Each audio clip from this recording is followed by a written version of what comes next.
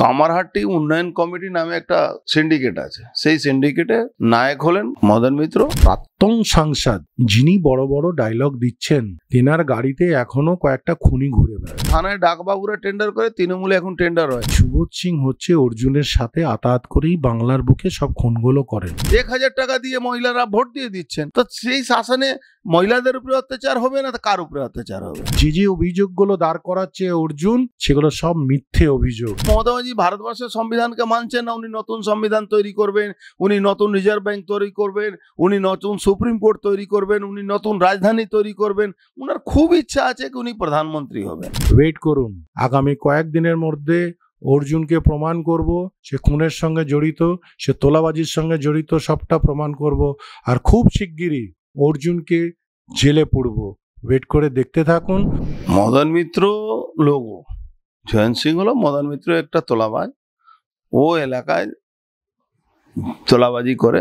ওখানে কামারহাটি উন্নয়ন কমিটি নামে একটা সিন্ডিকেট আছে, সেই সিন্ডিকেটে নায়ক হলেন মদন মিত্র, আর এখন তার ছেলে দেখাশোনা করে। ওর মেন কি পয়েন্ট হলো এই জয়ন্ত সিংটা।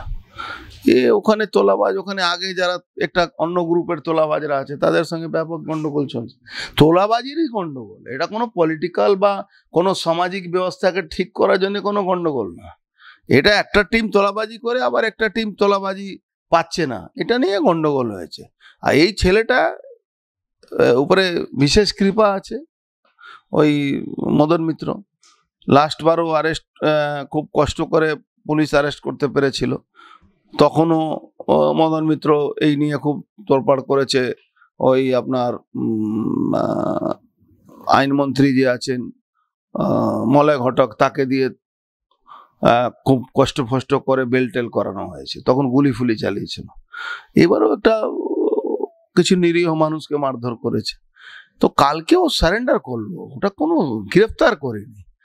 ও ওখান যখন উপর লেভেল থেকে, পার্টি লেভেল থেকে হয়তো চাপটা পড়েছে পুলিশ কমিশনার উপরে, তখন পুলিশ কমিশনার এদেরকে উপরে চাপটা। মদন মিত্র তো একটা জিনিস আছে, যখনই কালকে উনি নিজেও বলেছেন মদন মিত্র কি আমাদের কি আছে, আমরা মিছিল মিটিং করি, 21 জুলাইতে নিচে বসে থাকবো, আমাদের কোনো গুরুত্ব নেই, আমার কথা থানা শুনে না। মানে উনার উনি তোলাবাজি করাবেন, মারধর করাবেন, উনার কথা কেউ শুনবে না, এমপির কথা সবাই শুনে, মানে সৌগত রায়ের কথা সবাই শুনে। এটা আমার মনে হচ্ছে ওদের নিজের ঝামেলা আর তোলাবাজি ঝামেলা। এখানে কে গ্রেফতার হলো, আপনি গ্রেফতার হওয়াটা তো করবেন, মানে আপনি মিডিয়াতে হাইলাইট করবেন, কিন্তু 10 দিন পরে ছাড়া হলে তো আপনার মিডিয়াতে আসবেও না। তো এই ধরনের এখানে পুরো পশ্চিমবাংলাতে চলছে, সেখানে বাইরে তো চলছে। এখানে কোনো সারা বাংলায় একই হাল আছে। এটা আমিও, শুধু বিরোধীরা বলছে এরকম ব্যাপার নেই। এখন গলায় মাছের কাঁটা আটকে গেছে, এখন দিদিমণি নিজেও বলছেন ওই মন্ত্রী কত টাকা নেয়, ওই এমএলএ অত টাকা নেয়, ওই অমুকে অত টাকা নেয়, এইসব নিজেই বলছেন। এখন আমাদেরকে প্রশ্ন না করে মুখ্যমন্ত্রীকে প্রশ্ন করলেই তো হলো। আচ্ছা দাদা, আপনি বললেন সৌগত রায়, মদন মিত্র দুজনের কথা বললেন।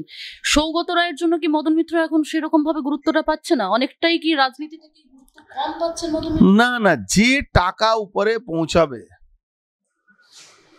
তার দাম থাকবে, যে টাকা পৌঁছাবে না তার দাম থাকবে। সৌগত রায় বেশি টাকা পৌঁছাচ্ছে, তার মানে এটাই হচ্ছে, যে টাকা বেশি পৌঁছে দেবে সে তার গুরুত্ব থাকবে, যে টাকা পৌঁছাতে পারবে না সে টাকা যদি মদন মিত্রের তো নিজেরও পুষে রাখতে হয় কিছু লোকগুলোকে, তার জন্য উনি অত টাকা দিতে পারছেন না।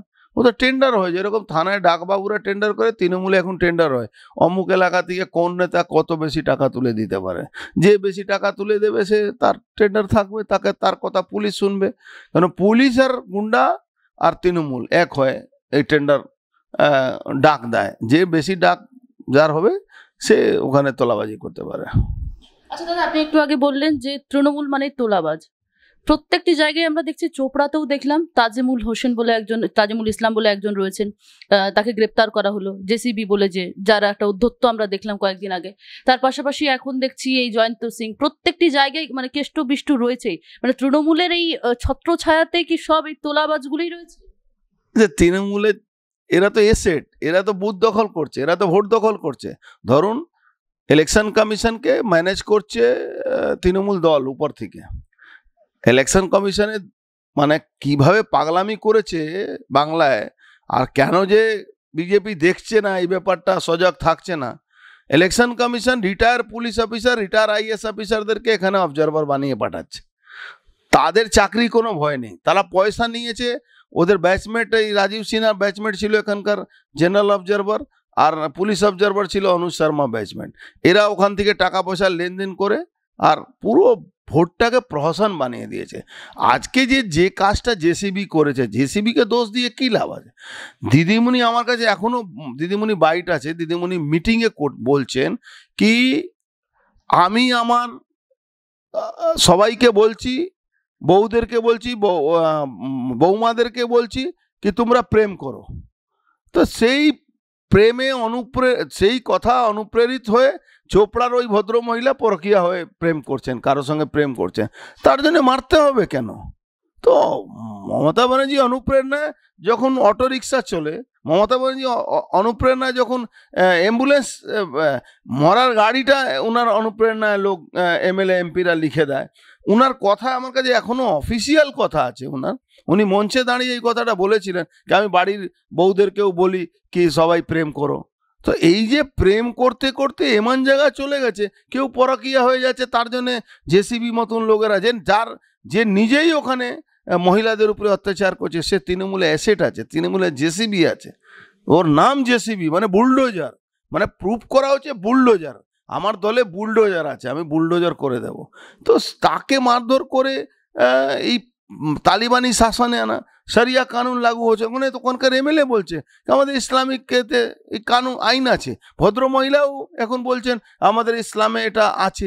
ইসলামিক ভারতবর্ষের মধ্যে বাংলা বেরিয়ে গেছে, আমরা জানি, আমরা বুঝতে পারছি কি বেরোবে, কিন্তু এখনই বেরিয়ে গেছে, এটা প্রমাণ হয়ে গেছে। এমএলএ বলছে কি এখানে শরিয়া কানুনে আমাদের আছে, যারা এই ধরনের কাজ করবে তাকে মারধর করা হবে।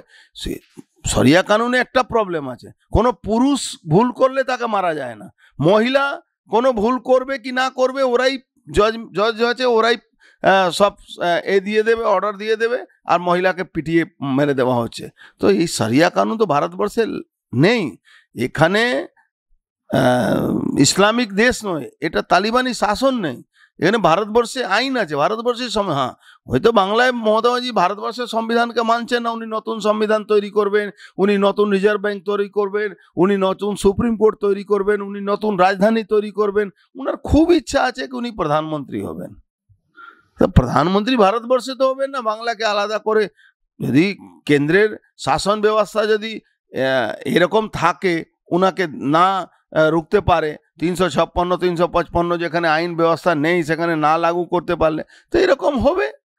এর বাংলার মানুষ একটা 1900 যখন কলকাতা কিলিং হয়েছিল তারপরে তো বাংলা মানুষ এখানে দেখেছে কিভাবে মানুষকে মারা হচ্ছে। কিন্তু এখানকার মানুষের প্রবলেম আছে, এখানকার মানুষ খুব কমতে সন্তুষ্ট হয়ে যায়।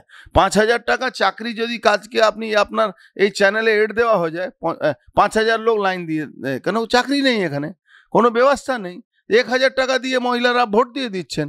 তো সেই শাসনে মহিলাদের উপরে অত্যাচার হবে না তো কার উপরে অত্যাচার হবে?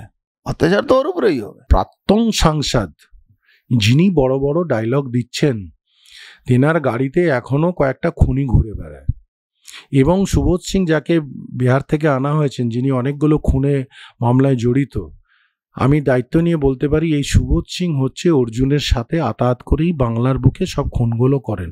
এবং মনীষ শুক্লার যে খুন হয়েছে সেই খুনেও সুবোধ সিং জড়িত, এবং সেই খুনটা অর্জুন সিংই সুবোধ সিংকে বলে করিয়েছে। তাহলে অর্জুনের কথার গুরুত্ব নয়। মাননীয় মুখ্যমন্ত্রী মমতা বন্দ্যোপাধ্যায় বলেছেন যে আমি কোনো এই ধরনের বিশৃঙ্খলা তৈরি হতে দেব না, আর এটা প্রমাণ হয়েছে যে ব্যারাকপুর লোকসভা, যেটা সবসময় শিরোনামে থাকতো, সেই ব্যারাকপুর লোকসভা এবার ইলেকশনের দিনে একটাও চড়থপ্পড় হয়নি। একটা জিনিস দেখা গেছে যে সাংসদ, বিদায়ী সাংসদ বা হারা সাংসদ, তিনি মা বোনের গালাগালি দিয়েছেন আমাদের তৃণমূল কংগ্রেসের কর্মীকে, এটা দেখা গেছে। কিন্তু আমাদের তরফ থেকে কোনো চড়থপ্পড়ও হয়নি। এবং কাউন্টিংয়ের দিনেও যেটা 2019-এ দেখা গেছিল মানুষকে লিঞ্চিং করে মারা হয়েছিল, বোমের এবং আগুনের মধ্যে ভাটপাড়া এবং জগদ্দল ছিল, সেই জায়গায় আজকের দিনে একটা থাপ্পড়ও কাউকে কেউ মারা হয়নি। যে যে অভিযোগগুলো দাঁড় করাচ্ছে অর্জুন, সেগুলো সব মিথ্যে অভিযোগ, এবং এমনি অর্জুন একটা মিথ্যেবাদী, জোচ্চোর, চিটিংবাজ। তো এই ধরনের কাজ সবসময় করে থাকে, এখনো করছে। আচ্ছা দাদা, অর্জুন সিং আরো মন্তব্য করছেন যে তৃণমূল মানে তোলাবাজ, এবং তিনি আরো পাশাপাশি বলছেন যে এই যে কেষ্ট বিষ্টু, জয়ন্ত সিং বা তাজেমুল হোসেন, যাকে আমরা দেখলাম কয়েকদিন আগে গ্রেপ্তার হতে, তাদেরকে পুষে রাখছে নিজেদের তোলাবাজি, যে যত বেশি তোলাবাজি করবে তাদের জন্য পুষে রাখা। আমি আপনাকে এই মিডিয়ার মাধ্যমে আপনাদের বলছি যে অর্জুন সিং সব থেকে বড় এক্সটর্নিস্ট, সব থেকে বড় তোলাবাজ। ভাটপাড়া কোঅপারেটিভ ব্যাংকের কোটি কোটি টাকা তিনি তছরূপ করেছেন। আমি আপনাকে দায়িত্ব নিয়ে বলতে পারি যে ওনার জামাই ভাটপাড়া পৌরসভার 4 কোটি টাকা নিয়ে লাস্ট 2018 থেকে বসে আছে। তাহলে এই তোলাবাজটা কে হলো? একটা তোলাবাজ অন্যকে বলছে তোলাবাজ, তো অর্জুনের মতন তোলাবাজ এই বাংলার বুকে আর কেউ নেই। তো সেই তোলাবাজ এখন লম্বা লম্বা কথা বলছে।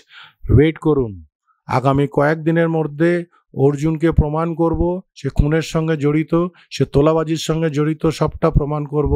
আর খুব শিগগিরই অর্জুনকে জেলে পুরব। ওয়েট করে দেখতে থাকুন, সব তথ্য আমাদের কাছে আছে। শুধুমাত্র গা ঢাকা দিয়েছিল, যেটা দিয়ে সে ঢাকা থেকে বেরিয়ে এসেছে, এবার জেলের জন্য অপেক্ষা করছে, ওর জন্য রেডি রেখেছি জেল। আচ্ছা দাদা, আপনি তোলাবাজ বললেন অর্জুন সিংকে, পাশাপাশি বললেন হারা সাংসদ।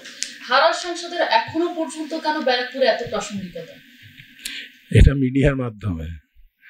হারা সাংসদকে আপনি আমার বক্তব্য নিলেন, আপনি 3 বার আমাকে প্রশ্ন করলেন অর্জুনের কথা। আপনি আমাকে বলতেই পারতেন যে এই ঘটনা হয়েছে, তার পরিপ্রেক্ষিতে আপনার মন্তব্য কি। আপনি আমাকে প্রথম কথা জিজ্ঞাসা করলেন অর্জুন এই মন্তব্য করেছে। কোথাও না কোথাও মিডিয়ার মাধ্যমে ওকে এই প্রায়োরিটিটা দেওয়া হচ্ছে, না দিলেই আসবে না। অর্জুনের নামগন্ধও নেই, কিছুই নেই তার। তো সেখানে কোথাও না কোথাও যখন মিডিয়া আমার কাছে একটু আগে একটা সাংবাদিক সম্মেলন হলো, সেখানে প্রথম প্রশ্নটাই আমাকে করলো হচ্ছে যে অর্জুন এই বলেছে, তার পরিপ্রেক্ষিতে আমার কাছ থেকে নিচ্ছে। আমরা এরপর থেকে সিদ্ধান্ত নিচ্ছি যে অর্জুনের কোনো বাইটের আমরা উত্তর দেব না।